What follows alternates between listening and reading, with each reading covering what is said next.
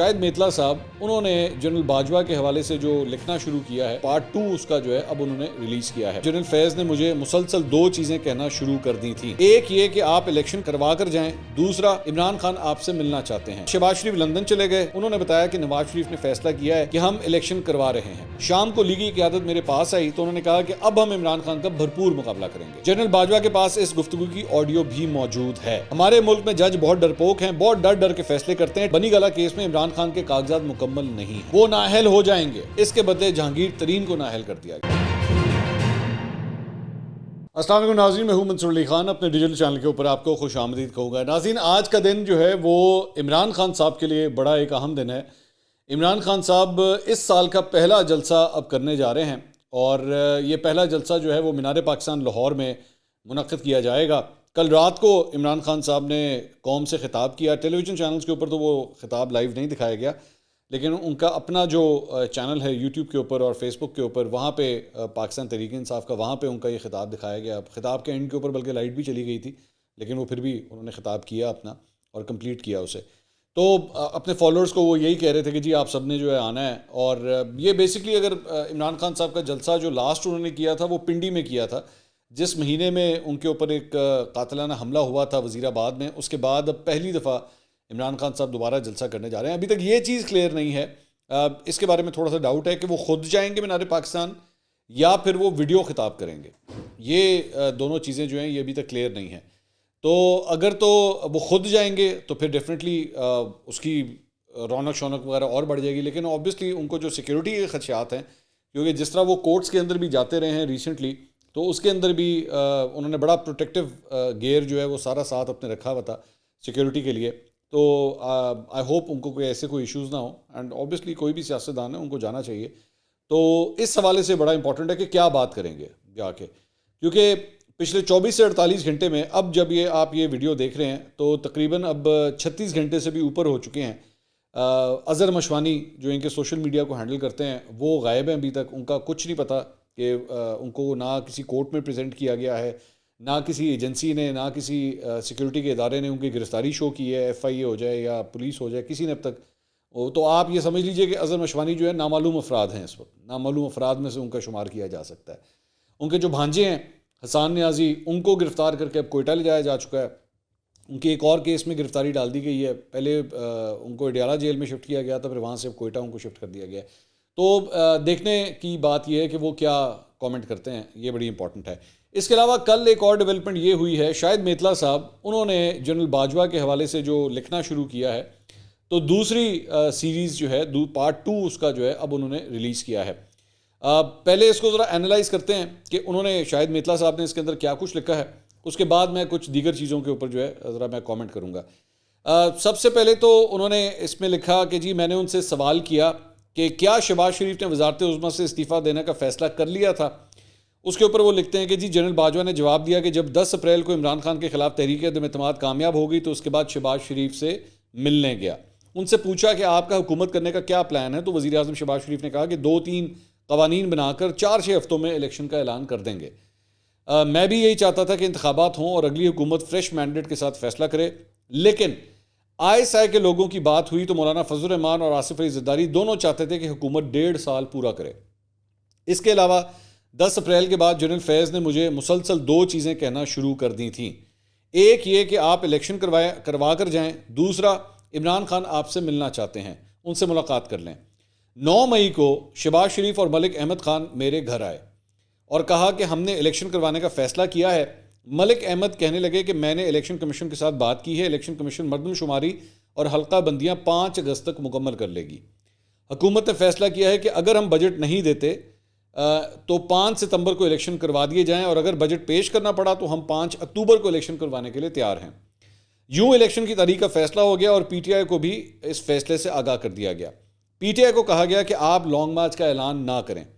اس کے بعد شہباز شریف لندن چلے گئے۔ 19 مئی کو ملک احمد خان میرے گھر دوبارہ آئے، انہوں نے بتایا کہ نواز شریف نے فیصلہ کیا ہے کہ ہم الیکشن کروا رہے ہیں اور کل شہباز شریف استعفیٰ دے دیں گے۔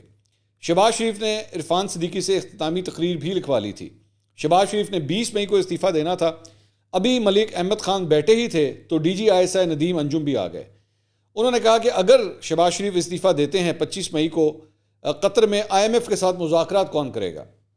حکومت سے درخواست کریں کہ شہباز شریف 10 دن بعد مستعفی ہوں تاکہ IMF سے مذاکرات بھی ہو جائیں اور نگراں سیٹ اپ بنانے کے لیے ہمیں 10 دن کا وقت بھی مل جائے۔ ملک احمد نے جواب دیا کہ میاں نواز شریف فیصلہ کر چکے ہیں کہ کل شہباز شریف مستعفی ہوں گے، تو اس سلسلے میں ان سے بات نہیں کر سکتا، بہتر ہے کہ آپ بات کریں یا DGI بات کریں۔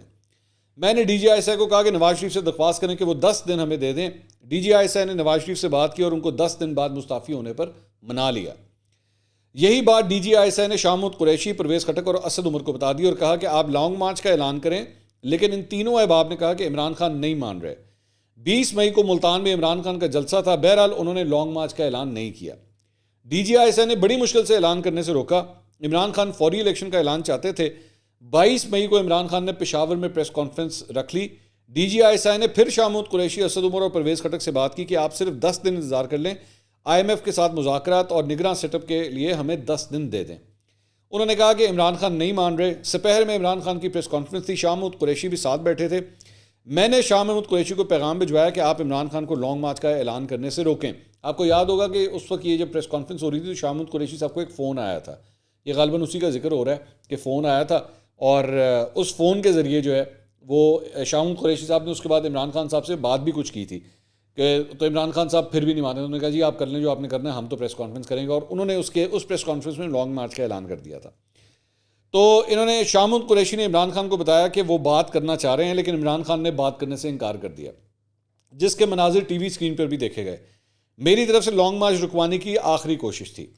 عمران خان نے لانگ مارچ کا اعلان کر دیا۔ شام کو لیگی قیادت میرے پاس آئی تو انہوں نے کہا کہ اب ہم عمران خان کا بھرپور مقابلہ کریں گے۔ میں نے پھر بھی اگلے دن شاہ محمود قریشی سے بات کی کہ آپ حکومت کے ساتھ بیٹھ کر بات کریں، لیکن انہوں نے کہا کہ عمران خان نہیں مان رہے، وہ فوری شہباز شریف کے استعفے کا اعلان چاہتے ہیں۔ میں نے کہا آپ کے پاس اکثریت نہیں ہے، حکومت تحلیل ہو گئی، تو IMF کے ساتھ مذاکرات کون کرے گا؟ جنرل باجوہ کے پاس اس گفتگو کی آڈیو بھی موجود ہے۔ لانگ مارچ ناکام ہو گیا۔ لانگ مارچ کے روز میں نے اپنا ہیلی کاپٹر بھیجا جس میں شاہ محمود قریشی، اسد عمر اور دیگر کو اٹھایا اور راجہ پرویز اشرف کے پاس لے آئے۔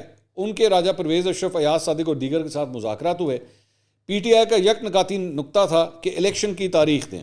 راجہ پرویز اشرف نے کہا کہ آپ پہلے اسمبلی میں آئیں، پھر معاملات آگے بڑھاتے ہیں۔ اس طرح یہ مذاکرات ناکام ہو گئے۔ لانگ مارچ روکنے کا سارا انتظام رانا ثناء اللہ کا تھا، ہم مکمل نیوٹرل تھے، ہم نے کسی قسم کی مداخلت نہیں کی۔ رانا ثناء اللہ لانگ مارچ روکنے میں کامیاب ہو گئے۔ اس کے بعد یہ لکھتے ہیں شاہد میتلا صاحب کہ جی میں نے پوچھا 17 جولائی کے الیکشن آپ نے PTI کو جتوائے تھے؟ انہوں نے کہا نہیں، بالکل کوئی مداخلت نہیں کی تھی۔ فروری 2021 کے بعد کسی ایک الیکشن میں بھی معمولی گڑبڑ نہیں کی گئی۔ آج کل ویسے بھی الیکشن کے دن گڑبڑ نہیں ہوتی، الیکشن سے پہلے مینجمنٹ ہوتی ہے۔ عمران خان مقبولیت سے الیکشن جیتے۔ نون لیگ کے ہارنے کی سب سے بڑی وجہ PTI کے منحرف لوگوں کو ٹکٹس دینا تھا۔ اس کے بعد انہوں نے سوال کیا کہ دوپہر کے کھانے کی میز پر میں نے سوال کیا کہ 63 والا فیصلہ جسٹس عمر عطا بندیال نے آپ سے کروایا تھا، جسٹس عمر عطا بندیال سے آپ نے کروایا تھا؟ تو جنرل باجوہ نے کہا یہ فیصلہ میں نے نہیں کروایا تھا، عمر عطا بندیال ایک کمزور شخص ہیں، دباؤ برداشت نہیں کر سکتے۔ جسٹس اعجاز الحسن اور جسٹس منیب جسٹس عمر عطا بندیال پر غالب آ گئے، یہ فیصلہ ان دونوں نے کروایا۔ جسٹس منیب نے فیصلہ لکھا یہ فیصلہ غلط ہے، خلاف آئین ہے۔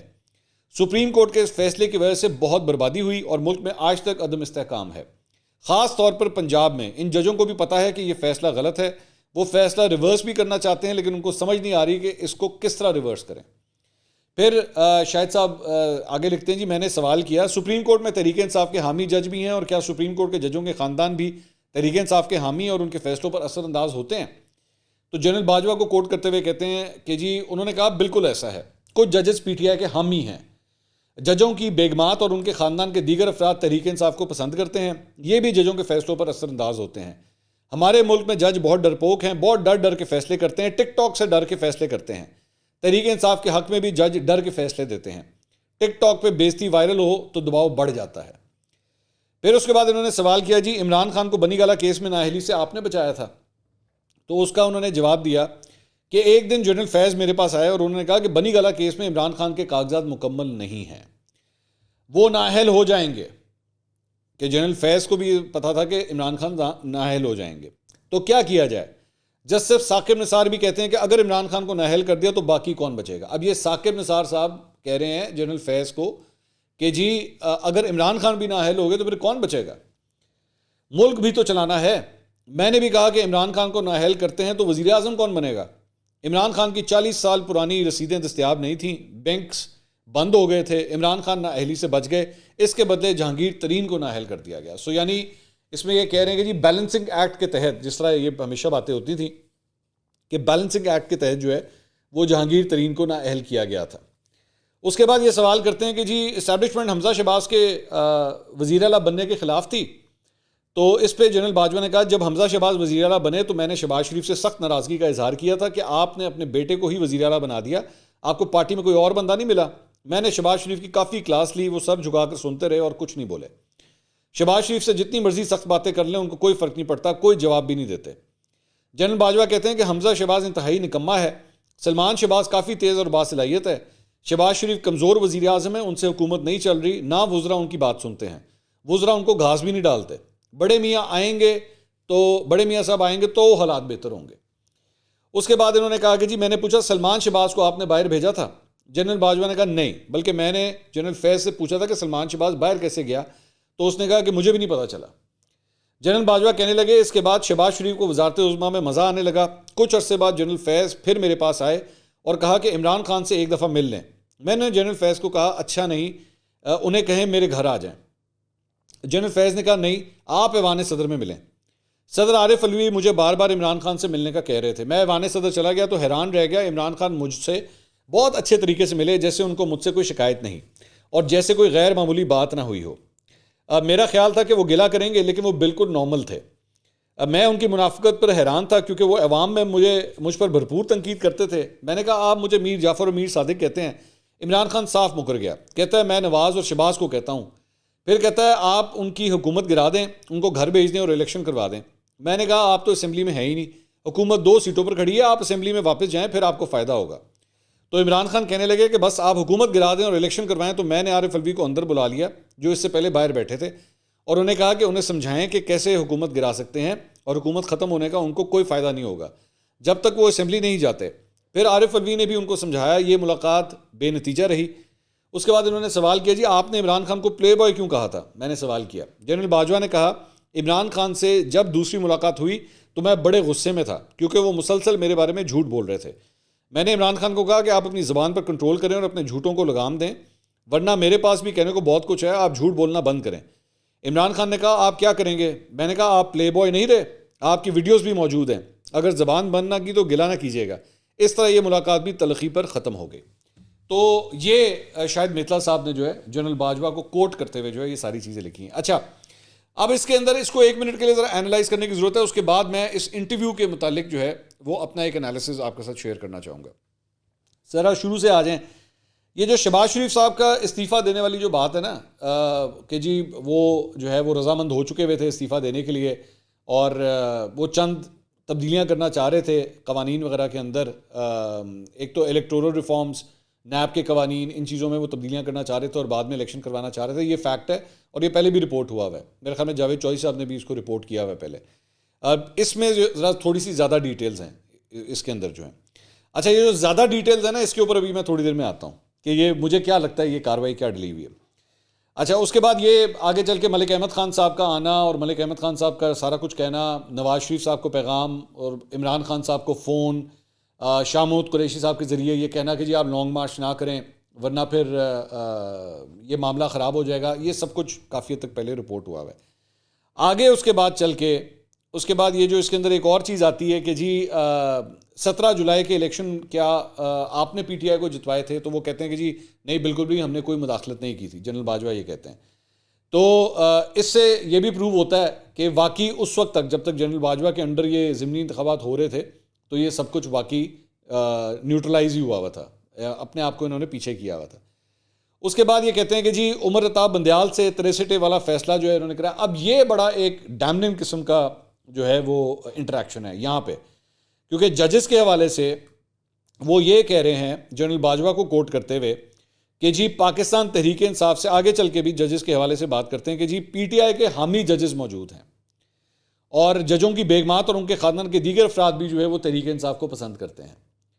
تو مسلم لیگ نون جو بار بار یہ کہتی ہے کہ جناب کئی ججز جو ہیں وہ ہمارے خلاف فیصلے دیتے ہیں اور وہ سب کچھ پی ٹی آئی کی فیور میں دیتے ہیں، تو اس انٹریکشن سے بھی یہ جو ہے وہ کلیئر ہوتا ہے کہ واقعی اور لوگ بھی مطلب جنرل باجوہ بھی اس بات کو سسپیکٹ کرتے ہیں کہ واقعی کچھ ایسا ہے, یہ انکلینیشن جو ہے وہ پی ٹی آئی کی طرف ہے. اب یہ this is a very very serious interaction کہ کیا یہ جنرل باجوہ نے یہ سب کچھ آن دا ریکارڈ کہا ہے, یہ سب کچھ کہا ہے یا نہیں کہا ججز کے حوالے سے, کیونکہ ڈیفینیٹلی دا ججز وڈ ایکچولی پک دس اپ, ججز بھی پک کر سکتے ہیں اس کو کہ جناب یہ ہمارے اوپر بہت بڑا الزام ہے. کیونکہ شاہد میتلا صاحب ذہن میں دوبارہ بات کر رہا ہوں, یہ بہت امپورٹنٹ بات ہے, میں نے پہلے بھی اس پہ بات کی تھی کہ شاہد میتلا صاحب جنرل باجوہ کو آن دا ریکارڈ کوٹ کر رہے ہیں اس بات کے اوپر کہ وہ ججز کے بارے میں انہوں نے یہ جواب دیا ہے. اس کے بعد آگے چل کے کہتے ہیں کہ جی عمران خان صاحب کی نا اہلی, اور اس کے اندر بھی وہ ان کو کوٹ کرتے ہوئے کہہ رہے ہیں کہ عمران خان صاحب کے کاغذات پورے نہیں تھے اور وہ نااہل ہو سکتے تھے. جنرل فیض بھی یہ سمجھتے تھے کہ وہ نااہل ہو سکتے ہیں, ثاقب نثار صاحب بھی یہ سمجھتے تھے کہ وہ نااہل ہو سکتے ہیں, لیکن چونکہ اس وقت مصیبت یہ تھی کہ جی ملک کا وزیر اعظم کون ہوگا, تو اس لیے عمران خان صاحب نااہلی سے بچ گئے. اور انہوں نے کہا کہ چلو ہم ایک بیلنسنگ ایکٹ میں جو ہے وہ جہانگیر ترین کو رگڑ دیتے ہیں, عمران خان صاحب کو بچایا گیا. یہ بھی ان کو کوٹ کرتے ہوئے بات لکھی جا رہی ہے. اس کے بعد آگے چل کے کہتے ہیں کہ جی حمزہ شہباز صاحب کے وزیر اعلیٰ بننے کے حوالے سے کہ کیا اسٹیبلشمنٹ ان سے ناخوش تھی شہباز شریف صاحب سے, تو وہ کہتے ہیں کہ ہاں جی بالکل, ہم لوگ بالکل اس بات کو پسند نہیں کر رہے تھے کہ حمزہ اپنے بیٹے کو جو ہے وہ کیوں وزیر اعلیٰ بنایا گیا. سلمان شہباز کے حوالے سے وہ کہتے ہیں کہ جی ان کا ہمیں نہیں پتا کہ وہ باہر کس طرح گئے, لیکن سلمان شہباز کے حوالے سے جنرل باجوہ کو کوٹ کرتے ہوئے وہ کہہ رہے ہیں کہ جی ان کے بارے میں بڑی اچھی رائے ہے. اچھا, اس کے بعد بات ہوتی ہے کہ جناب میر جعفر میر صادق اور عارف الوی کے ساتھ جو ملاقاتیں ہوتی ہیں, یہ دونوں ملاقاتوں کو میں بھی جو ہے وہ کوٹ کر چکا ہوں, اور جاوید چودھری صاحب بھی جو ہیں وہ اس معاملے کو کوٹ پہلے کر چکے ہیں, رپورٹ اس پہ ہو چکا ہے, اور شاید میتلا صاحب بھی ایگزیکٹلی وہی باتیں جو ہیں وہ یہ لکھ رہے ہیں. اچھا, اس کے بعد یہ جو ویڈیوز والی بات ہے کہ جی ان کی ویڈیوز بھی موجود ہیں, آفتاب اقبال صاحب نے یہ چیز کوٹ کی تھی, البتہ بعد میں انہوں نے ویلاگ جو ہے وہ ڈیلیٹ کر دیا تھا.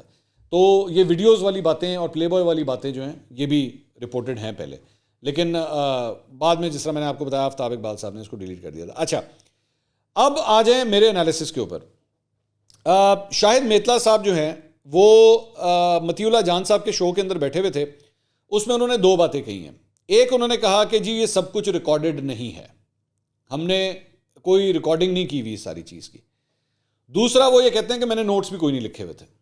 ٹھیک ہے, لیکن ایک صحافی ہونے کے ناطے میں ایک سوال کر رہا ہوں, یہ جتنی ڈیٹیل انہوں نے کہا جی میں نے سب کچھ یاد کیا تھا اور میں گیا اور اس کو میں نے جو ہے چاک ڈاؤن کیا, اس ساری چیز کو میں نے چاک ڈاؤن کیا اور میں نے لکھا اس کو بیٹھ کے.